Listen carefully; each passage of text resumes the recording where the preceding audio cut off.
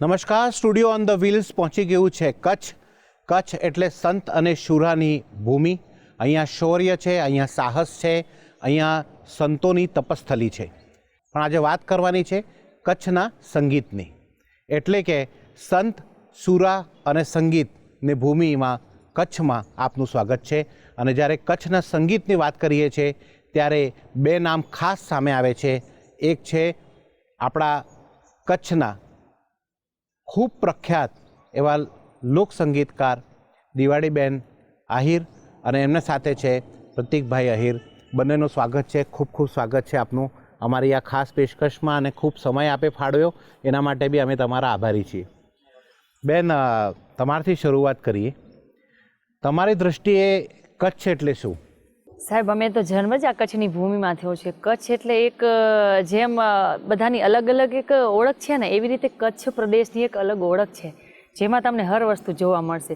સંસ્કૃતિઓ અંદર એટલી ભળી છે સાહેબ, તમે જ્યાં બી નજર કરશો કે ધોરા વીડા છે કે ધોરડો છે, આમ જાઓ તો માતાનું મઢ છે, નાણ સરોવર છે. જેમ તમે પહેલાં બી કહ્યું કે તપોભૂમિ કહી શકાય, અહીંયા સંસ્કૃતિનું ભરેલું અમારું આ કચ્છ પ્રદેશ છે. અને કચ્છમાં ખાસ તમને સૌથી વધારે આકર્ષિત કરે છે એ સંગીત છે. તો આ ક્યાંથી શીખ્યા? ક્યારે એવું લાગ્યું કે ના, હું સારું ગાઈ શકું છું? આમ તો એક ગામડાનું અમારું જીવન છે. તો ગામડામાં નાની મોટી બી અમારું અહીંયાથી ગામ છે નાડાપા, ભુજથી 30 કિલોમીટર તાલુકો અમારું ભુજ લાગે. હું નાની હતી જ્યારે 7-8 વર્ષની, ત્યારે મારા જેમ હોય ને કે શેરીમાં બધા મહિલાઓ હોય કીર્તન ભજન કરતા હોય, એવી રીતે મારા દાદી જોડે હું કરતી અને ત્યાંથી થોડું થોડું કરતી. પણ ત્યારે કોઈ આવું ખબર નહીં, આટલું કોઈ મોબાઈલ તો નહીં જ, પણ ટીવી પણ બહુ ઓછી, ગામમાં 1-2 ટીવી તમને જોવા મળે. પણ મારા મોટા બાપુ હતા ગોપાલ બાપા, એ વખતમાં ભજનીક પણ ખરા, દાતાર પણ ખરા અને જ્ઞાની પણ ખરા. કચ્છમાં એક જો સંતમાં જે કહેવાય ને કે સંતની જેના આશીર્વાદ હોય એવા એક વ્યક્તિ હતા, જે ગોપાલ સવા ડાંગર. તો એમને એવું હતું કે મારી દીકરીનું ગળું સારું છે, હું નાની, તો એને હે ને આ લાઈનમાં લઈ જાવ. પણ મને તો એ ખબર નહીં કે આ ગાવાનું કાંઈ હોતું બી હોય, આનું કાંઈ આગળ બી કાંઈ હોય, એ મને કાંઈ ખાસ જાણ નહીં. એમ કરતાં કરતાં ને ભૂકંપ આવ્યું. પછી મકાન અમારા ગામમાં બધા પડી ગયા હતા તે. અને એ વખતે જે ગવર્મેન્ટ છે એના તરફથી એક કંપની આવી હતી, કાલિદાસ કંપની કરીને. એને ગામમાં અમારું રહેઠાણ બનાવી દીધું. અને એના ઉદ્ઘાટન સમયે એક ગીત અમે બનાવેલું, મારા પપ્પા વાલા બાપાએ અને મેં, કે આપણે હે ને એક નાનકડું ગીત આપણે રજૂ કરીએ સ્ટેજ ઉપર, કે આ કચ્છમાં આવી રીતે થયું હતું. એની એક બિલકુલ આપ જી.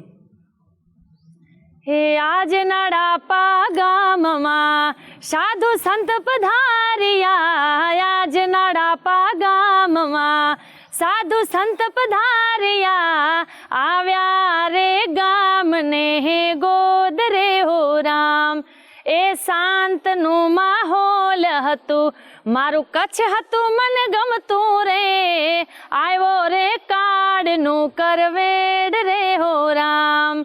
એ 26મી જાન્યુઆરી ભૂકંપ આવ્યો ભારે રે, થયું યા કાળનું કરવેડ રે હો રામ. આ મેં ફર્સ્ટ ગાયું હતું. અને પછી લોકોને શું પ્રતિક્રિયા હતી? બહુ સારી. ત્યારે વસાણભાઈ આહિર ધારાસભ્ય હતા અને એમને કીધું કે દીકરીનું ગળું બહુ સારું છે. તો એને મારા મોટા બાપુ ગોપાલ બાપુ મિત્ર હતા. તો એ કે આને છે ને તમે આ લાઈનમાં થોડું ભજનની લાઈનમાં રાખો. અને શરૂઆત મારી ભજનથી જ હતી. 2007માં મેં ફર્સ્ટ આલ્બમ પાડ્યું હતું રામાધણી કરીને. અને એના પછી મારું કામ ચાલુ થયું કચ્છી તરફ. એટલે કચ્છીમાં લોકોએ મને ખૂબ વધાવી છે, કચ્છે મને ખૂબ પ્રેમ આપ્યો છે. અને આજ સુધી, આજે કેટલા વર્ષોથી હું આ લાઈનમાં સંગીતની દુનિયામાં છું, આજે બી મને એટલી જ લોકચાહના મારું કચ્છ ગુજરાત આપે છે, પણ મારું કચ્છ તો અતિ આપે છે મને. બેન, જ્યારે કચ્છનું ભૂકંપ આવ્યું ત્યારે તમે ક્યાં હતા? કેવી પરિસ્થિતિ હતી એ સમયે?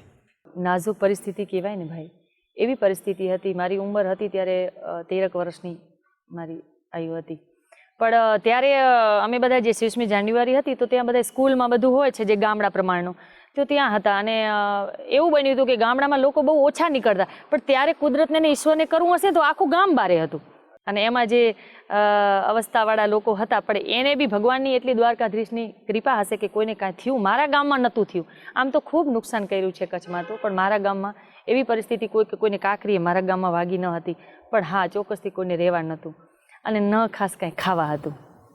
કારણ કે જે સરકારી ખૂબ એ વખતે સરકારે જે કર્યું છે કચ્છ માટે એ પણ એક વખાણે લાયક વસ્તુ હતી સાહેબ. કારણ કે રહેવાનું એ નહોતું, ખાવાનું બી નહોતું, આવી રીતે ખુલ્લામાં રહેવાનું. આની અંદર તંબુ મળ્યા હતા, એ તંબુમાં કેટલા 5-5 જે 7-7 ભાઈઓ હતા પહેલાં, એ આખું સહપરિવાર બધા એટલીમાં જ રહેવાનું અને જોડે એટલામાં જ ખાવાનું.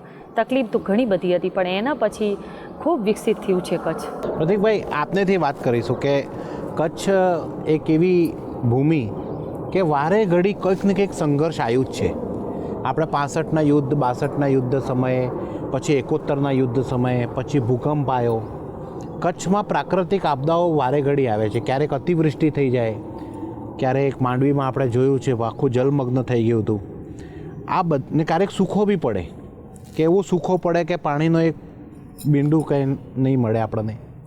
પણ છતાંય કચ્છના જે લોકો છે એ ખમીરવંતા છે.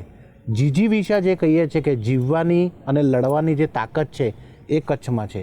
તમારું શું માનવું છે? આમ સાચી વાત છે. કચ્છ એક વિસ્તાર એવો છે, કારણ કે ત્યાં ઓલું છે ને, આપણે શિયાળે સોરઠ ભલો, ઉનાળે ગુજરાત, વરહે તો વાગડ ભલો ને મારો કચ્છડો 12 માસ. કચ્છમાં તમે 12 માસ આરામથી રહી શકો. એક તો ગરમ પ્રદેશ છે એટલે એને તાપ સહન કરવાની બહુ શક્તિ છે એમ. કારણ ગમે એટલું તાપ પડે, પછી ઠંડી પણ અમારે એટલી પડે. જે નલિયા પ્રદેશ છે ત્યાં ઠંડી એટલી પડે. અને કચ્છનું જે આબોહવા છે એક અલગ વિસ્તાર છે એમ. ક્યાંક ડુંગરા છે, ક્યાંક રણ છે, ક્યાંક દરિયો છે. અને જે ખોરાક છે એમ કે ગામડું જીવન, જે આપણે ગામડાની પ્રથા છે, હજી કચ્છમાં મોટા ભાગે એ જ જીવનશૈલી છે કે જેનાથી શું થાય કે એના જે શરીર છે ખડતલે છે. અને વિચારો તો અમારે જે સાંસ્કૃતિક જીવન છે એનામાંથી એના બધા વિચારો એમને મળ્યા છે. એટલે કહેવાય કે કચ્છ જે ગમે એવી આપદા આવે એમાં ભૂકંપ હોય તો ભલે, પછી વાવાઝોડું હોય તો ભલે, પછી જે આપણે આક્રમણો થયા એ હોય તો ભલે એમ, પણ કચ્છ હંમેશા આગળ રહ્યું છે એમ. અને આ કચ્છને લોકોને આ એક તાકાત ક્યાંક ને ક્યાંક સંગીતથી મળે છે. જે આપણા લોકસંગીત છે, આપણે જે ભજન છે, એનાથી લોકોને તાકાત મળે છે કે ગમે તેઓ લડી લઈશું. હા, 100%. કારણ કે જે સંગીત જે કચ્છનું છે એક ધાર્મિક વિષયવાળું છે કે જે આપણે મનની એવું શક્તિ આપે છે એમ. ક્યારે હિંમત ના હારવા દે એમ. કચ્છના સંગીતને આપણે સાંભળીએ તો એવું થાય કે જેને હજુ અને હજુ આપણે સાંભળતા રહીએ. અને એ સંગીતમાં કેવું કે ખાલી સાંભળવા પૂરતું નહીં, પણ આપણા દિલમાં ઉતરે, આપણા જીવનમાં ઉતરે, એ સંગીત છે કચ્છનો. તમારી પાસે કોઈ એવી રચના હોય તો? એ કચ્છડો યાદ કરિયા મુજે વલે જીવા તું ન્યારિયા, કચ્છડો યાદ કરિયા મુજે વલે જીવા તું ન્યારિયા, કચ્છડો રતનજી ખાળ્યો કચ્છડો યાદ કરિયા, કચ્છડો રતનજી ખાળ કચ્છડો યાદ કરિયા. એ ધોરો રે રણાયે ચાંદી જી ચાદર, ધોરો રે રણાયે ચાંદી જી ચાદર, ધોરા વીરારણ में अंकुज उड़ाया, ए धोरा वीरारण में अंकुज उड़ाया, कच्छड़ो रतनजी खाळ्यो कच्छड़ो याद करिया. આમ તો આમ કચ્છી ભાષા મને નથી પેલી આવડતી, પણ છતાંય હું સમજી ગયો કે ધોળાવીરાની તમે વાત કરી, કચ્છના સફેદ રણની વાત કરી, ચાંદનીની વાત કરી, અને ખૂબ સરસ. આટલા લેખન કાર્ય એટલે નાનપણથી આદત હતી લખવાની કે કોઈએ પ્રેરિત કર્યા તમને કે હું સારું લખું? આવો શબ્દો ક્યાંથી લાવો છો? આમ જો કે તો આમ કોઈ મારો વિષય નહીં, કારણ કે હું આ લાઈનમાં એક સિંગર તરીકે આવ્યો હતો. પણ આમ લખવાનો અને સંતવાણી પછી સાહિત્યનો મને નાનપણથી શોખ. કે હું જ્યારે આમ કહેવાય કે આપણે સ્કૂલમાં આપણે પ્રાથમિકમાં ભણતો હોય ત્યારે અમારું દર શનિવારે ભજનનો પ્રાર્થના સભા થતી, એમાં અમારું વારો હતો. તો ત્યારેથી મને એક ઈચ્છા એ કે દર વખતે હું કાંઈક ને કાંઈક નવું આપું એમ. તો બસ ત્યારથી આમ નવું નવું કરવાની ઈચ્છા થઈ. અને પહેલું ગીત મારું બેન સાથે જો કે આવ્યું છે. આજથી લગભગ 8-1 વર્ષ થયા હશે. ને ત્યારથી બેને કીધું કે બહુ કામ સારું છે એમ. તો ત્યારથી પછી આપણે આ લાઈનમાં આગળ વધ્યા. તો આ વાંચનથી આવા બધા શબ્દો આવે છે કે તમે જાતે ક્યાંક ફિલ્ડમાં જાઓ, પછી તમે ઓબ્ઝર્વ કરો અને પછી ત્યાંથી શબ્દો આપણે ધ્યાનમાં આવે? હા, આનામ બધી વસ્તુ આપણે છે મહત્વ કરે. કારણ કે એક તો વાંચન હોવું જોઈએ, કારણ કે દરેક નવા નવા શબ્દો, પછી દરેક વિસ્તાર હોય, આપણે કચ્છની આખી ભાષા હોય, પછી જે આપણે કથાઓ હોય, વાર્તાઓ હોય એ છે. ને પછી આપણે જીવનની વાસ્તવિકતા, કે સમજી લો કે આજે હું ક્યાંક ફરવા ગયો છું, ત્યાં પછી મેં કોઈ દ્રશ્ય જોયું, એ પછી મને જોઉં કે ત્યાં માણસ કઈ રીતે જીવે છે, કે શું પરિસ્થિતિ છે, અને એના આધારે આપણે કંઈક અલગ વસ્તુ લખી શકીએ. બાકી વાંચન પણ એટલું મહત્ત્વ છે. પછી આપણું જે સાહિત્ય છે એ પણ જરૂરી છે. અને જે આપણે જે દ્રશ્યો થાય છે કે ભૂકંપ હોય, પછી મતલબ જે આપણે પરિસ્થિતિ હોય એના આધારે પણ આપણે કંઈક નવું નવું પ્રકૃતિ પાસે શીખવા મળે છે. બેન, મેં કાલે બધું કચ્છ વાંચતો હતો ને, તો મને એક કચ્છનો સ્ટેટનો સિમ્બોલ જોયો, બહુ જૂનો હતો. એને નીચે લખેલું હતું કરેજ એન્ડ કોન્ફિડન્સ. એમ 1932નો કંઈક સિમ્બોલ હતો એ. તો કરેજ અને કોન્ફિડન્સ મને કચ્છમાં જ્યારે હું આવું છું ને કોઈને બી મળું તો આ બે વસ્તુ મને મળે જ બધા લોકોમાં. કરેજ એટલે સાહસ અને કોન્ફિડન્સ એટલે વિશ્વાસ. અને તમારી જોડે વાત કરતાં કરતાં મને એટલો તો ખ્યાલ આવી ગયો કે ભલે કચ્છના નાનકડા ગામમાંથી નીકળ્યા છો, પણ સાહસ અને કોન્ફિડન્સ અને ભગવાનની કૃપાથી આજે આપ આટલા મોટા સ્થાને પહોંચ્યા છો. બેન, મારે એ જાણવું છે કે આ બધી જ પ્રોસેસમાં સંઘર્ષ બી કરવો પડ્યો તમને? કે કેમ કે કોઈ સફળતા વગર સંઘર્ષે તો મળતી નથી. એ સંઘર્ષના વિશે જાણવું છે મારે કે કેવા પ્રકારનો સંઘર્ષ કર્યો? કેવા જાઉં ને ભાઈ, તો ભગવાનની દ્વારકાધીશની બહુ કૃપા છે. એટલે આર્થિક રીતે નહીં, પણ લાઈનમાં તો ખૂબ સંઘર્ષ કર્યું છે. આર્થિક રીતે ઈશ્વરની દ્વારકાધીશની ખૂબ દયા છે મારા ઉપર. મેં ક્યારેય કોઈ દી એવું નહીં કે હા મેં આમ નહીં, પણ હા ચોક્કસ આ વસ્તુ એવી છે ને કે આની અંદર તમારું બીજું કોઈ આર્થિક રીતે કામ કરે નહીં. હવે સોશિયલ મીડિયા આવ્યું, હવે આ બધું પ્લેટફોર્મ આવ્યું, ત્યારે જ્યારે હું આ લાઈનમાં આવી હતી ને, મેં જ્યારે શરૂઆત કરી હતી ને ત્યારે આવું કાંઈ હતું નહીં. એટલે મને અઘરું એવી રીતના પડ્યું હતું કે મારે નીકળવું છે, પણ શરૂઆત ક્યાંથી કરવી અને ક્યાં જવું, કાંઈ નોલેજ જ નહીં આ વસ્તુનું. ફર્સ્ટ જે મેં કચ્છી કર્યું ને એ એમનીમાં કર્યું. એના પહેલાં એક રામાધણી કરેલું હતું જે ચોટીલામાં મેં રેકોર્ડ કર્યું હતું. ત્યારે મારા પપ્પા રાજકોટમાં જઈને સ્ટુડિયોવાળાને એમ કે મારી દીકરીનો હાલ મેં રેકોર્ડિંગ કરી આવ્યા છે, આની માર્કેટિંગ કરશો? મારા પપ્પાનું લખેલું હતું. અમે બાપ દીકરીએ ખૂબ એના માટે મહેનત કરી હતી.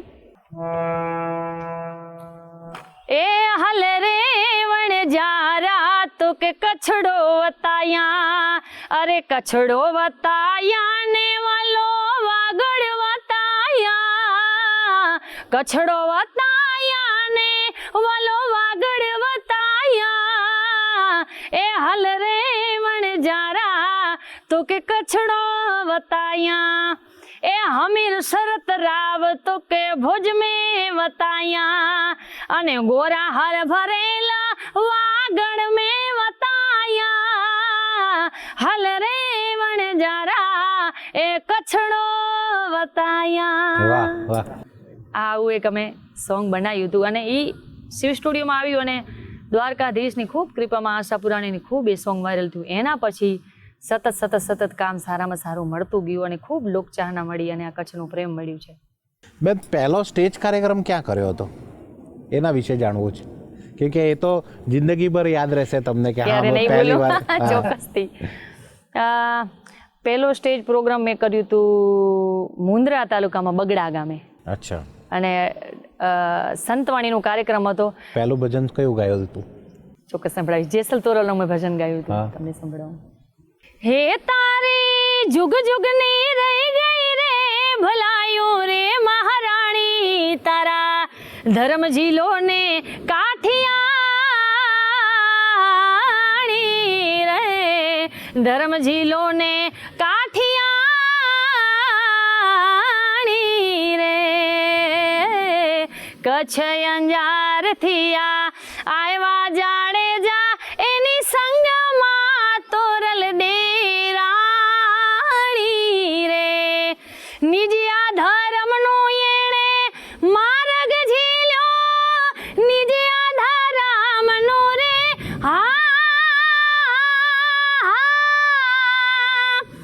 માર્ગ ઝીલ્યો, ઈ નર પોચ્યા નિર્વાણી રે મહારાણી, તારા ધર્મ ઝીલો ને કાઠિયાણી રે. આ મારું પહેલું ભજન. ત્યાં સુધી કેટલા સ્ટેજ કાર્યક્રમ કરી લીધા, કેટલા એલ્બમ કાઢી લીધા, કોઈ ગણતરી છે? ક્યારે ગણ્યું છે? ક્યારે નથી ગણ્યું. ખૂબ કાર્યક્રમો કર્યા છે અને ખૂબ આલ્બમો કર્યા છે.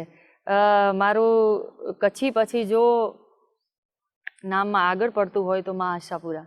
આજે બી જે બી છું, જેટલો બી છે બધી માતાજીની કૃપા છે. હવે તો ખૂબ સારું એવું કામ બી સારું એવું છે અને સારા સારા પ્રોજેક્ટ પણ જે આ અઘોરીમાં મેં કર્યું એ પણ ખૂબ સરસ ગીત છે. અને સુરસાગરમાં પણ અમારા પ્રતિકભાઈને અમારું સાથે જ ભાઈ બહેનનું કામ સતત રહે જ છે, એટલે ભગવતીની દયાથી ખૂબ સારું છે હાલ ઘડી. બેન, આમ તમારે પહેલા ગુરુ તો પપ્પા ને? ચોક્કસથી. અને એમને જ દરેક જગ્યાએ સપોર્ટ સિસ્ટમ આપ્યો? ખૂબ મારી માએ ને એને ખૂબ. કારણ કે અમારામાં તો એક એવું, અમે એક ગામડાથી તમને મેં વાત કરી આવેલા, અને અમારે દીકરીઓ થોડું ભણે ન ભણે ને એને શેમાં લગાડે? હસ્તકલામાં. કારણ કે અમારું બધાનું હોય જ એવું, એમ કે એ એક પ્રથા જ છે કે બસ દીકરી ભણી લીધું એટલે એને આપણે ભરતકામ જે જોઈએ. અત્યારે તો હવે એ બહુ મોંઘું થઈ ગયું છે, પણ તે વખતે ત્યારે એટલું બધું વિકસિત નહીં એમ, તો એ લગાડી દે. પણ મારી માએ મને એમાં નથી લગાડી. હું બહુ ભણેલી તો જોકે ન જ કહેવાઉં, એ સમય એટલી ભણેલી, અત્યારના એજ્યુકેશનમાં કાંઈ ન દેખાય, પણ એને મને અહીંયાથી ઉતારીને ક્યારે ન તો ઘરકામમાં લગાડી હતી કે ન તો કોઈ એવા વસ્તુ. એને એવું છે કે મારી દીકરીને શોખ છે ને, હું બધું કરીશ, તું તારું કામ કર. ત્યારે પણ મને ખૂબ એને મારી માએ ખૂબ સપોર્ટ આપ્યો છે. પપ્પા તો મારા જોડે જ રહેતા, પણ જો સ્ત્રીને થોડું બધાથી એ સમયે થોડી સમાજ, હવે તો ખૂબ ઓલું છે, પણ એ સમયે સમાજની પહેલી દીકરી નીકળેલી, એને એકલાને મૂકવાની, ત્યારે ગાડીઓની ખાસ કોઈ સુવિધા બી નહીં, એને બસમાં જવાનું ને બસમાં આવવાનું. હા, અને એમાંય મા એટલો સપોર્ટ કર્યો મારા માટે, તો હું કહું છું ભગવાન બધા દીકરીઓને આવા મા બાપ દે. તમે પપ્પા પાસે શીખ્યા, હવે તમારાથી પ્રેરણા લઈને કોઈ બીજી દીકરી શીખી છે? કોઈને તમે શીખવાડ્યું? કોના ગુરુ બન્યા કે નહીં? ચોક્કસ, ઘણા બધાના. જોકે હું એવા સારા વ્યક્તિઓ થયા છે જેનું હું શું નામ લઉં, મને નથી લાગતું મારે નામ બી લેવાય, પણ ઘણી બધી દીકરીઓ, અને મને આનંદ છે એ વાતનો. અને હજુ પણ આજે તમારા ગુજરાત ફર્સ્ટ જે ઇન્ટરવ્યૂ છે એમાં બી હું કહું છું કે મારા લાયક ક્યારે બી કોઈ બી દીકરીને કે એવું લાગે કે મારા આગળથી હવે શું હું તો શીખવાડી શકું છું, કે ભગવાન હું ખુદ શીખું છું, પણ છતાં ક્યારે કોઈને એવું લાગે કે કાંઈ આ વસ્તુ છે તો બેનકણીથી લેવી છે તો બિનદાસ ગમે ત્યારે, બરાબર, કે બેન આ વસ્તુ કરવી છે તો મારાથી જે યોગ્ય, જે મારાથી થઈ શકતા એ હર હંમેશ હું દીકરી માટે કરવા તૈયાર છું. આ ભાવ સૌથી મોટા ભાવ છે, કારણ કે એક સંઘર્ષથી તમે બહાર આવ્યા છો ને હવે દીકરીઓને તમે કહો છો કે તમારા પાછળ હું છું. એક તમારા માએ તમને સપોર્ટ કર્યો ને આજે તમે બધાને સપોર્ટ કરો છો. આ ખૂબ ઉમદા વાત છે. પ્રતિકભાઈ, આપની જોડે વાત કરવી છે. આમ જનરલી લોકોને આપણે કહીએ ને પપ્પાને કે ભાઈ મારે સાહિત્યકાર બનવું છે, કે મારે લખવું છે, તો ઠપકો આપે છે કે આનાથી ઘર ના ચાલે, મારે કોઈ બીજું કામ કરી લે. તો તમને એવો ઠપકો મળ્યો કે ભાઈ આ શોખ વોક બધું બાજુમાં રાખ, ભાઈ બીજું કોઈ કામ કર, કે તમે આના ઉપર તમારો સપોર્ટ સિસ્ટમ વિશે વાત કરવું છે? સપોર્ટમાં તો મને ફેમિલીનો ફૂલ સપોર્ટ છે. જોકે પપ્પા તો અત્યારે નથી, એને 5 વર્ષ થઈ ગયા, પણ અત્યારે મોટા ભાઈ છે.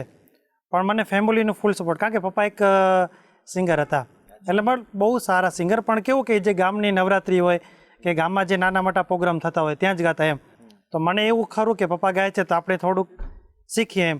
ને અમારું પરિવાર પણ આખું એવું કે મારા મોટા બેન છે એ પણ થોડું કામ ગાય એવું એમ, તો આપણે એની પાસે શીખતા એમ.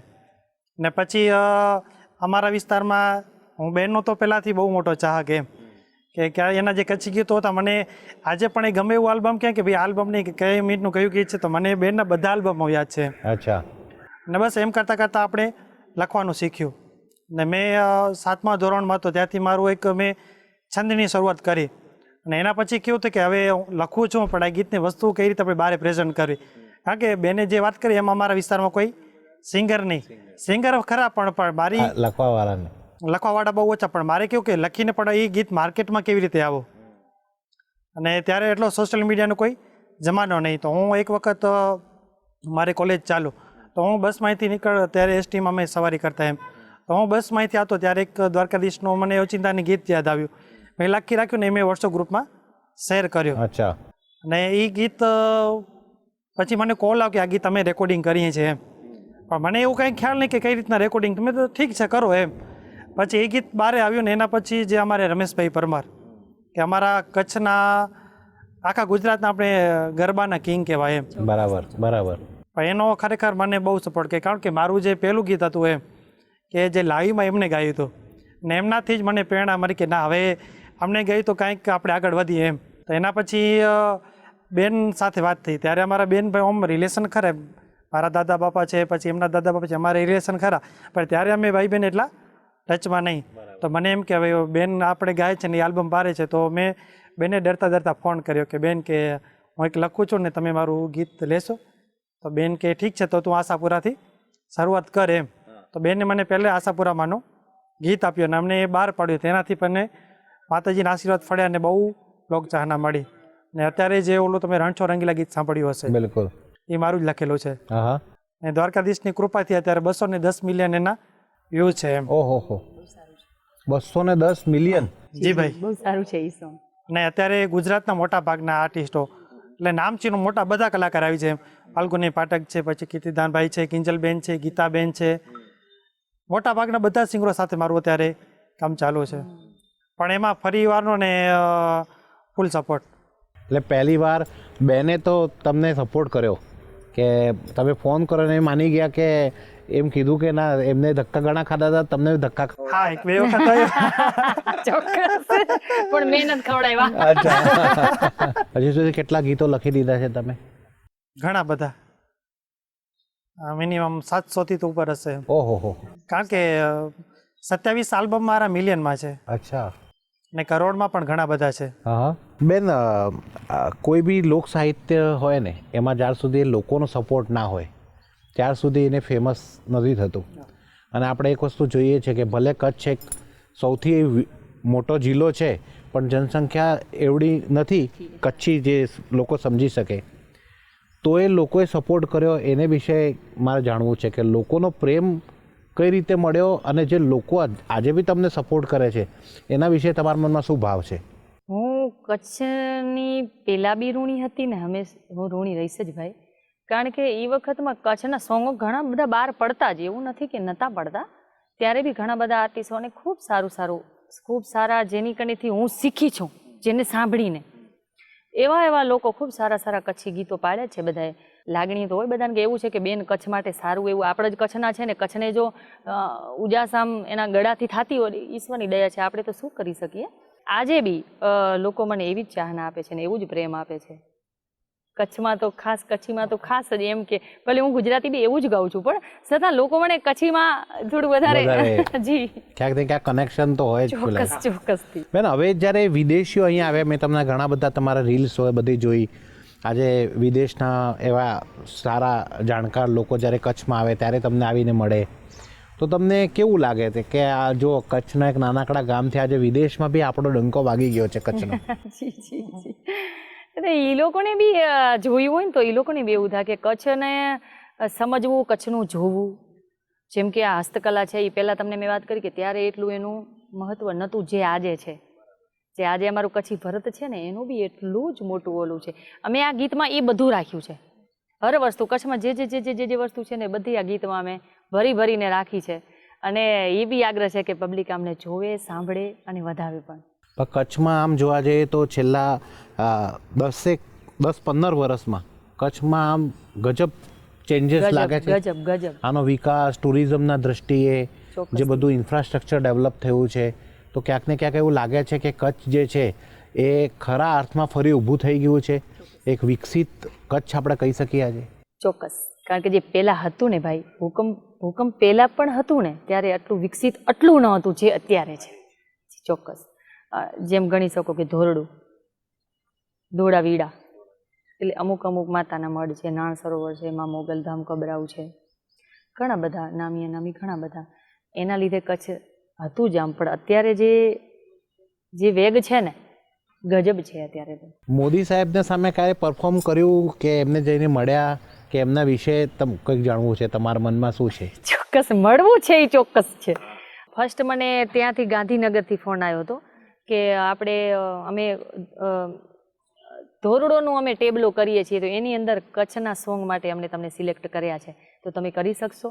તો કોઈ નહીં સર, આપણે કરી દઈશું, વાંધો નહીં. અમે એ 60 સેકન્ડનું સોંગ હતું એ કર્યું હતું અને એ પછી ત્યાં વાગ્યું ટેબલો. ત્યારે મોદી સાહેબે બી સાંભળ્યું હતું કે કેવું અને એ ખરેખર એટલું હું મોઢે તો નહીં પણ ખૂબ સરસ એવું બધાનું ભાવ મળ્યું હતું. અને એ ટેબલોને ત્યારે આપણે ગુજરાતના ટેબલોને ફર્સ્ટ નંબર બી મળ્યું હતું ત્યારે. એમ મોદી સાહેબને જો મળવાનું થાય અમારા કાર્યક્રમથી અમે એપ્રોચ કરીશું તમારા માટે, તો મળીને શું વાત કરવી છે તમારે એમની જોડે?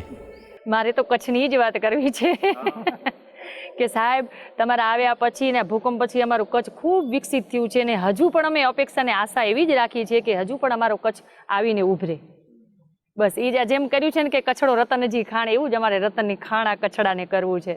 બિલકુલ, અને અમે આ ચોક્કસથી આ પાર્ટ તો અમે મોકલીશું જ.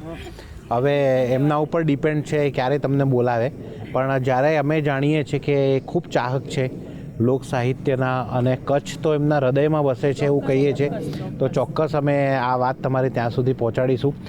બીજું બેન, એક અત્યારે તમારું સોંગ ખૂબ વધારે ચાલે છે અને અઘોરી મ્યુઝિકને સાથે જ તમે બહાર પાડ્યું છે, તો હવે લાગે છે કે કચ્છી મ્યુઝિકને એક ફ્યુઝન સાથે એક મોટું પ્લેટફોર્મ ભવિષ્યમાં મળી શકે છે. બહુ સારી વાત કરી તમે. ખરેખર એ આશા એ જ અમે કર્યું છે, કારણ કે અમે ગીતો તો એ સમયમાં કચ્છી ગીતો કરતા જ, અને એમાંય પાછો કચ્છી અંદર મ્યુઝિક બધું આતે રાખતા, પણ આ એક એવી અલગ વસ્તુ અમે કરી છે ને જે બધું મિક્સ કર્યું છે, જેમાં ભાઈઓએ પણ અઘોરી જે બ્રધર્સ, હા છોકરાઓ છે, એમનું કામ બહુ સારું છે અને બહુ સારી રીતે એને અમારું મિક્સ કર્યું છે, જે એનો ને અમારું, અને એમાં આખું અમે મ્યુઝિક બી આખું વેસ્ટર્ન ટાઈપ દીધું છે, એટલે પબ્લિકને એક નવું જોવા મળશે, નવું સાંભળવા મળશે. અને એવું એક આશા બી અમને છે કે આ વસ્તુ એક લેવલે પહોંચે અને એની નોંધ બી લેવાય, એવું એક આશાએ કર્યું છે. બાકી હરી ઈચ્છા, કેમ કે આજકાલનું જે યુથ છે ને એને બી આપણે જોવું જરૂરી છે. આપણું જે લોક સાહિત્ય છે આપણી જગ્યા ઉપર છે, એની પ્યોરિટી આપણે સાચવી રાખીએ છીએ, પણ એના સાથે સાથે આજે લોકોના યુથને સાથે મળવું, એને એક નવી દિશા આપવી, એને નવું સ્ટેજ, નવું પ્લેટફોર્મ આપવું કે વિશ્વના અલગ અલગ જગ્યા ઉપર આપણે પરફોર્મ કરી શકીએ છીએ, એ બી ખૂબ જરૂરી છે. એટલે એ ક્યાંક ને ક્યાંક એવી આશા તમારા સાથે લોકો રાખે છે કે બેન કંઈક ને કંઈક કરશે આમાં. નહીં ચોક્કસ, આમાં અમે એ જ પ્રયત્ન એ જ કર્યો છે કે આજની જનરેશનને જોડે રાખીને આ વસ્તુ અમે બનાવી છે, અને હજુ પણ અમારી વાત ચાલુ છે. એવી વસ્તુ ફરીથી અમે લાવશું અઘોરીને અમે, કે પાછું કાંઈક એવી લાવીએ કે સંસ્કૃતિ તો ખરી જ, એ તો આપણે કરીએ જ છીએ, પણ જોડે જોડે આ જનરેશનને જે વસ્તુ જોવી છે ને અમારામાં, જે સાંભળવું છે ને એ અમે આપી શકીએ બધાને. બેન, છેલ્લે હવે તમારા પાસેથી એક સંદેશો લઈશું અમે, જે નાની દીકરીઓ છે અત્યારે, જે આપણે જીવનમાં કંઈક કરવા માંગે છે, અને ખાસ કોઈ બી ક્ષેત્રમાં, અને ખાસ કરીને કચ્છની દીકરીઓની આપણે વાત કરીએ, તો એમને શું સંદેશો આપશો આપ, કે કઈ રીતે એમને જીવનમાં લક્ષ્ય નિર્ધારિત કરીને કામ કરવું જોઈએ કે એમને સફળતા મળે? ચોક્કસ ભાઈ, આ તમે ખૂબ સરસ મને વાત કરી છે, અને આના માટે હું ચોક્કસ બોલવા માંગીશ, કારણ કે હું ખુદ બી એક દીકરી છું ને, અને મેં બધું જોયેલું બી છે, પ્લસ વચમાં મેં 5 વર્ષ થોડું, મારી એક દીકરી બી છે નાની, હા, તો એના લીધે મેં તમારા શોર્ટ જે આપણે પતંગ ઉડાડતા હતા, હા એ મારી હવે તો મોટી થઈ ગઈ છે, અચ્છા, હા એ નાની દીકરી બી છે, તો એના જીવનને એના કરવા માટે મેં 5 વર્ષ થોડો કામને મૂક્યું નહીં, પણ સાઈડ ચોક્કસ રાખ્યો હતો, કારણ કે એ મારું ફરજ હતું, કે મારી દીકરી પ્રત્યે મારું પહેલું હતું, હા ફરજ હતું, કે ગાયકી હોય કે વાદન હોય કે કોઈ બી હસ્તકલા, કોઈ બી કળા દીકરીમાં હોય, પૂરેપૂરો ધ્યાન દીકરીને એમાં દેવાનું. બાકી તો બધું છે જ, અને પરિવારને પણ, એક માતા પિતાને પણ મારી એવી પ્રાર્થના છે કે દીકરીઓને ખૂબ સપોર્ટ કરો, કારણ કે એના સપોર્ટ વગર દીકરી કાંઈ કરી શકશે નહીં.